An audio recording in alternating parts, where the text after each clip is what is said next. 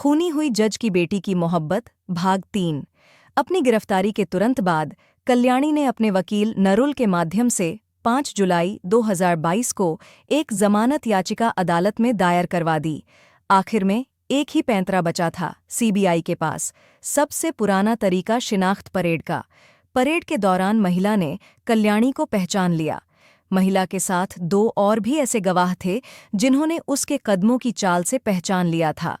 3 गवाहों ने कल्याणी की पहचान की थी। इसके बाद सीबीआई ने पूरे मामले में उसके सामने सबूत पेश किया तो वह सच बताने को मजबूर हो गई। सीबीआई को जांच में पता चला कि सिप्पी और कल्याणी बचपन से एक दूसरे से प्यार करते आ रहे थे। वे जल्द ही शादी करना चाहते थे। सिप्पी के मोबाइल में उसकी कुछ अश्लील तस्वीरें थीं। किसी बात को लेकर दोनों के बीच कहासुनी हुई तो गुस्साए सिप्पी ने उसके अश्लील फोटो दोस्तों के पास वायरल कर दिया, जिससे कल्याणी की बड़ी बदनामी हुई। इसके साथ ही उसने शादी करने से भी इनकार कर दिया। यह सुनकर कल्याणी गुस्से से पागल हो उठी। उसी वक्त उसने सिप्पी को ठिकाने लगाने की कसम खाई। कल्याणी ने पुलिस को जो बयान दिया वह आधा सच था।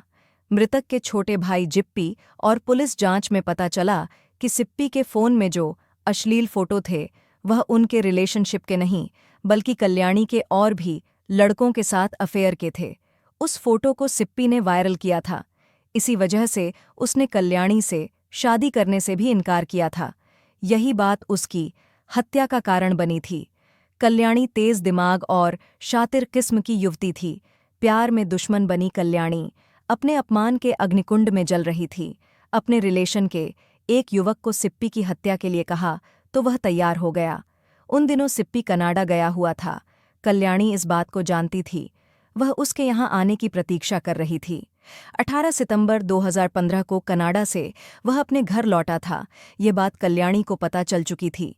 20 सितंबर 2015 की शाम कल्याणी सेक्टर 27 के नेबरहुड पार्क के पास अपनी कार से उतरी। उसके साथ उसका वह दोस्त भी था जो अपनी कार से आया था। दोनों ने अपनी कारें अलग अलग दिशा में खड़ी की थीं। पार्क में बुलाकर मारी थीं कई गोलियां। पार्क के पास पहुंचकर कल्याणी ने वहां मेहंदी लगाने वाले एक व्यक्ति से उसका फ़ोन लिया और उसी से सिप्पी को फ़ोन किया। उसने अपनी तबीयत खराब होने और डिप्रेशन में होने की बात सिप्पी को बताकर आखिरी बार मिलने के लिए चंडीगढ़ के सेक्टर 27 के नेबरहुड पार्क के पास बुलाया। घर से निकलते समय सिप्पी ने मां को बता दिया था कि कल्याणी का फ़ोन है, आखिरी बार मिलने के लिए बुलाया है, अभी आता हूं। रात 9 से 10 बजे के बीच सिप्पी पार्क पहुंचा तो कल्याणी बेचैनी से टहलती हुई नजर आई। जैसे ही उसने कल्याणी के पास पहुंचकर बात शुरू करनी चाही, उसके साथ आए युवक ने पिस्टल से 3 गोलियां उसके सीने में उतार दीं। फिर उसके हाथ से पिस्टल छीनकर एक गोली कल्याणी ने भी उतार दी और दोनों अलग दिशाओं की ओर तेजी से भाग गए। ऐसे एक खूबसूरत प्यार का दर्दनाक अंत हुआ। कल्याणी ने अपने अपमान का बदला ले लिया था। सीबीआई के पास कल्याणी के खिलाफ कई ठोस सबूत जमा हो चुके थे। उन सबूतों में सबसे बड़ा साक्ष्य आईफोन था, जिसे सिप्पी ने घटना से 2 महीने पहले कल्याणी को गिफ्ट किया था। इन्हीं सबूतों के आधार पर सीबीआई ने कल्याणी को 15 जून 2022 को गिरफ्तार किया था। अपनी गिरफ्तारी के तुरंत बाद कल्याणी ने अपने वकील नरुल के माध्यम से 5 जुलाई 2022 को एक जमानत याचिका अदालत में दायर करवा दी।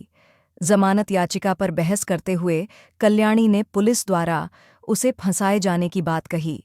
उसने यह भी कहा कि सिप्पी के पास कई प्रॉपर्टी हैं, उसका बड़े बड़े लोगों के साथ उठना बैठना था, वह अचानक से बड़ा अमीर आदमी बना था। हो सकता है उन्हीं में से किसी ने उसकी हत्या कराई हो, लेकिन उसके इस तर्क को सीबीआई के वकील नरेंद्र सिंह ने सिरे से खारिज कर दिया। जमानत की अगली सुनवाई 13 जुलाई को होनी थी। पुलिस ने कल्याणी के साथ हत्या में शामिल युवक की पहचान कर ली है। सीबीआई ने अन्य अभियुक्तों की गिरफ्तारी पर 10 लाख रुपए का इनाम घोषित कर दिया है। सीबीआई हत्या के अन्य सबूत जुटाने की कोशिश कर रही है ताकि अभियुक्तों को सख्त सजा दिलाई जा सके। कथा लिखे जाने तक कल्याणी सिंह चंडीगढ़ की बुढ़ैल जेल में कैद थी। आखिर केस खुल जाने